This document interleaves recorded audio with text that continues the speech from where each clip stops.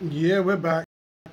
Okay, so now we should see how this pans out. So right now I'm live on YouTube, and that should also be shared on Facebook. So we'll see how that all pans out later on. Um, if you are if you are on Facebook, then send me a friend request. Galaxy friend request. That's facebook.com/Marley Morris, spelled MALIMORRIS, and we'll link up that way. Also, you can find me on YouTube by searching for Marley Morris there as well. MALIMORRIS. That's MALIMORRIS. Okay, so hopefully you've got all of that. If you can't find it, find it on Facebook, and then revert backwards to YouTube. It's not hard.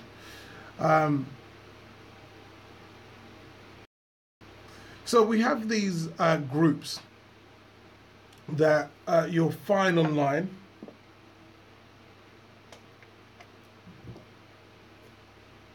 You know, these groups that you'll find online. These Black Unity groups that will be talking all this good stuff about Black Unity, about working together as one, coming together. Before that, you would have heard people in real life. So, there'll be organizations that you could be a part of, where the reason for it was, to create unity in the community. And we could all work together and we could build something. And time again, it seems to not work. Is it just me, or is it as though we find it difficult as a group to be able to work together, to be able to create unity? It seems to be this elusive thing. Just when you think that you might be getting there, then something happens. I mean, I even mentioned it today on our Kevlin Speaks about how, it was how when they were working at INAP, when INAP was up and running, and I was a part of INAP as well, so, please don't think that I'm just speaking from hearsay. But when INAP was up and running, there was a lot of motivated, inspired people who were a part of INAP. I still have the photographs. They were asked me to take photos of people who were joining INAP, and at one event. And so what you had was, I must have taken about 20 pictures of different people who paid their money to become a member of the Interim National African People's Parliament. And they were given a card, and what you would do is that they would have these events where we would come together, we would talk about certain areas that we need to work on, and then we would break up into groups. So if, for example, you were interested in media, then you go into the media group and you can figure out how you could be of help in media. If you wanted to be a part of the security, then you could do that. You could be part of the group that deals with security. Excuse me. You could also do be part of other areas of INAP. And so there was these people who were so motivated. I remember listening to people who would stand up at the microphone and they would grab it and say, I never thought I would see something like this, where Black people were getting together and actually putting in steps to move forward as a group. Unity is here, and the minute you said that word unity, the whole thing mash up. There was a complete breakdown in the leadership, which saw the whole parliament break apart. Just as we was getting that thing of unity gone.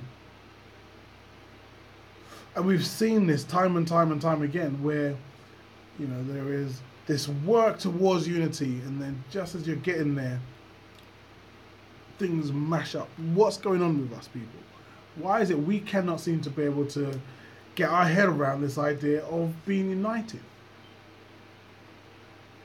Is there something about us that is like we're just too difficult a case, too special a case to be able to handle the complexities or what is necessary in order to be able to have unity?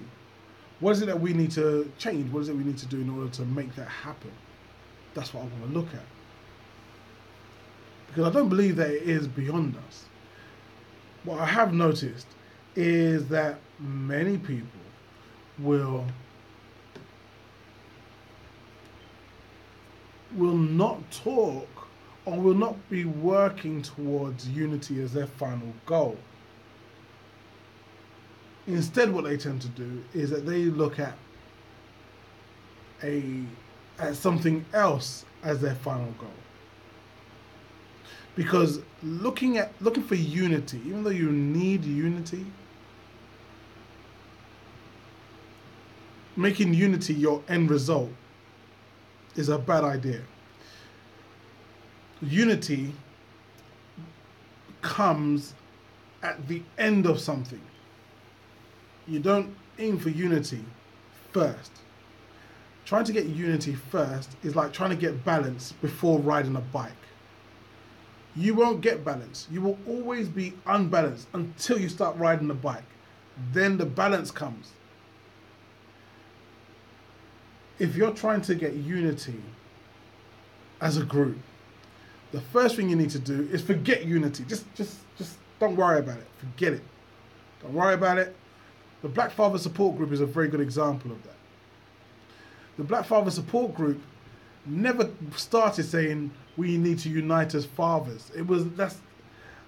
I don't even remember seeing that word unite in the Constitution. I wrote the Constitution. It was ratified by the group, but the first Constitution of the Fathers Group, beg your pardon, the working Constitution of the Fathers Group, because there was one written before that, and then that was abandoned and we wrote a new one. So the working Constitution of the Fathers Group was written by myself, along with help from Brother David and Ray as well. He helped. But then it was ratified. We went through every line in that Constitution, took out bits, changed words, and so forth, as a collective. But the reason why I bring them up is because, unity wasn't the goal. Unity is the byproduct of the goal. So what they were there to do, or what they are there to do, I'm talking past tense, but what they are there to do is be a support network for fathers, regardless of where you are in your journey of fatherhood, whether that be, I'm a father who is not seeing my children, or I'm a father who is living with my children, but I'm finding it difficult in my relationship. Or, I'm not a father, I'm thinking about being a father, but I don't know how because my father wasn't around. All these kind of like variations on the theme of fatherhood.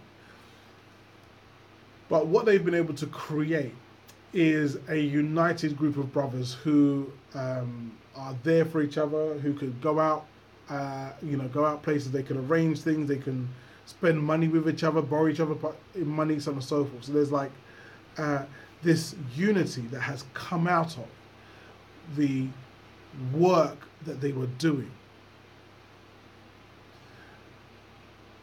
And if we want to see that happen in our community as a whole, don't worry about unity. Forget it. Unity will be the byproduct of what you'll create or what you're going for.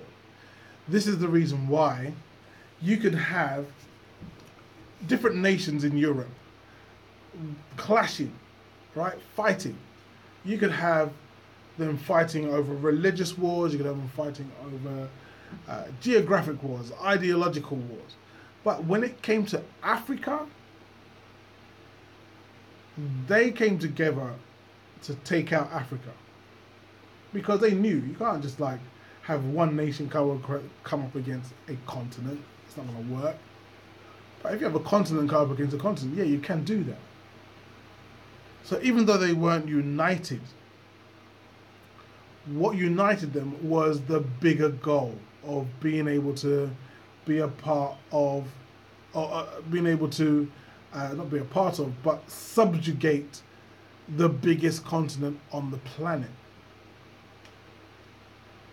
That's a big enough reason to get together. So they may not like each other,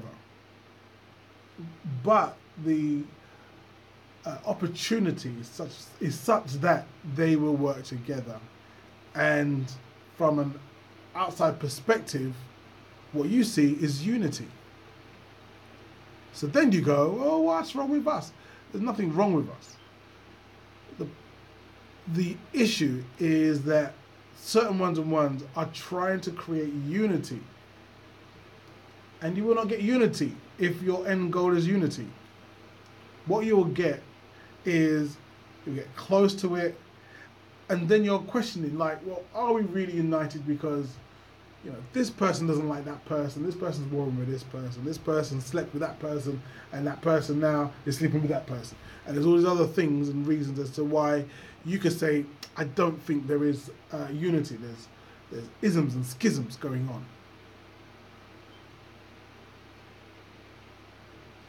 I remember one young man, he was saying that, you know, when the second reparations march happened, half of the people went to Kennington Park and half of the people walked to Westminster and then came back.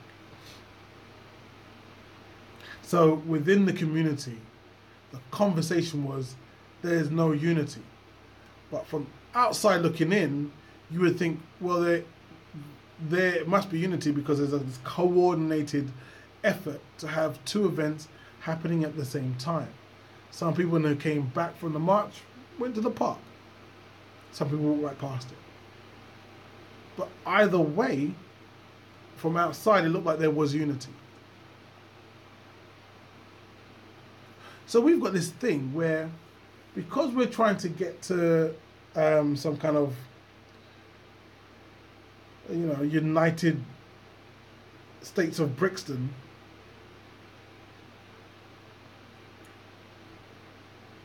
rather than looking at the work that needs to be done and just dealing with that and let the unity happen, we don't do anything because we're so busy stuck on trying to get our balance before we start riding.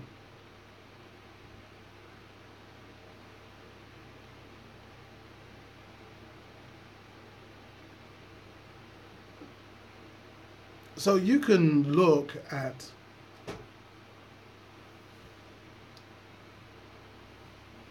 a problem and see that that's the thing that you need or we need to fix. That's the problem that we need to deal with. And when we deal with that problem, you end up coming at the end of it with, yo, we're united. Not only did we deal with that problem, but we're united in dealing with that problem. You see, what you need is either a common enemy or a common goal. Usually a common enemy is the biggest uniting factor you need. Unfortunately, you know, the way the system works, they try to disguise who the enemy is. So you may be dealing with ultra gentrification. You may find that, you know, you used to live in a block of flats in Brixton, but now that block of flats doesn't exist anymore, and you're out and there's nowhere for you to live, but you say the problem is black on black crime. No, the problem is that you're homeless. You watch whilst, you know, Pound World and Marks and Spencer's and House of Fraser and all these other high street shops are either disappearing altogether or being drastically reduced. And you look at that, you can't get a job nowhere because there are so many people now entering the job market. So not only are you finding it problematic being able to stay in your home because you're being gentrified out of your area, but you're also finding it problematic to find work that actually pays. But then you say the problem is fatherless families. So what the system's been very good at doing is hiding who the common enemy is. You start looking at yourself like, well, what's the problem with me? What's the problem with us? The problem is us. And actually, the problem isn't us. What's happening is you're seeing the symptoms of the system that you live in.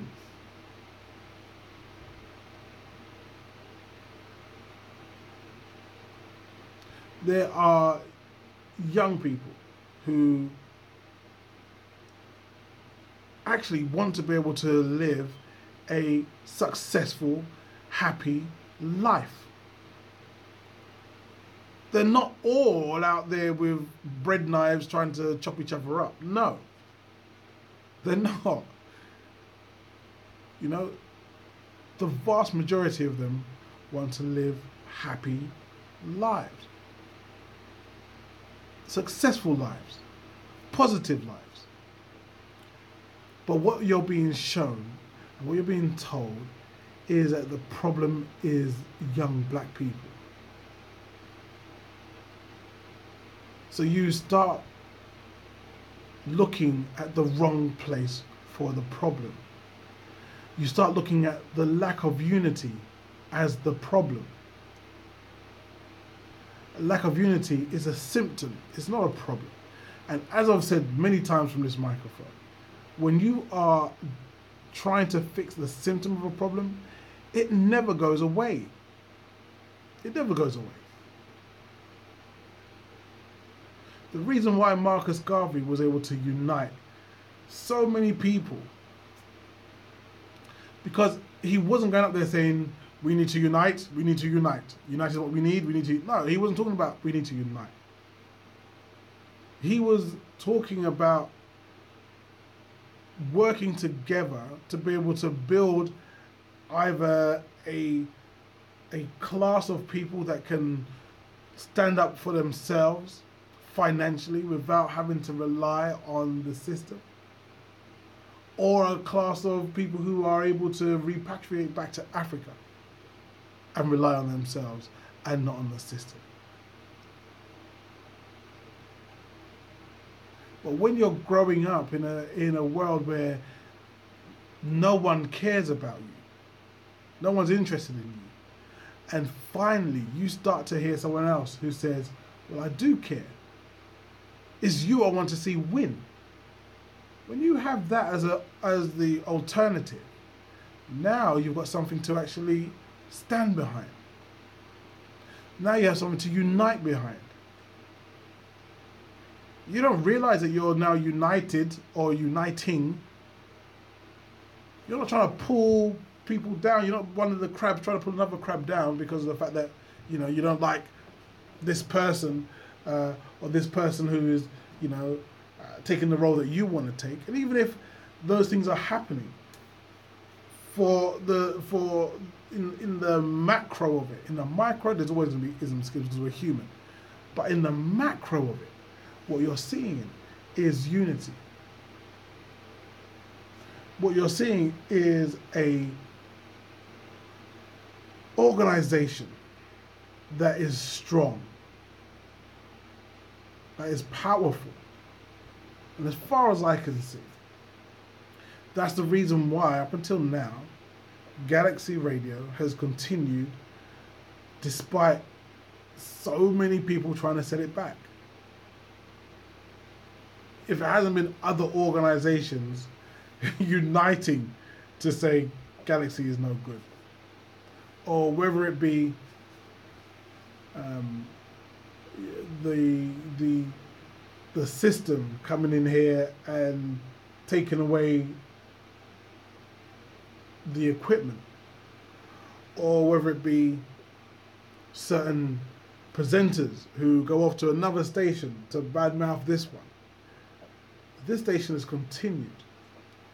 And there are some, like SG Vibes, who've been here for the last, I think he said he's been here 13 years. He's been here.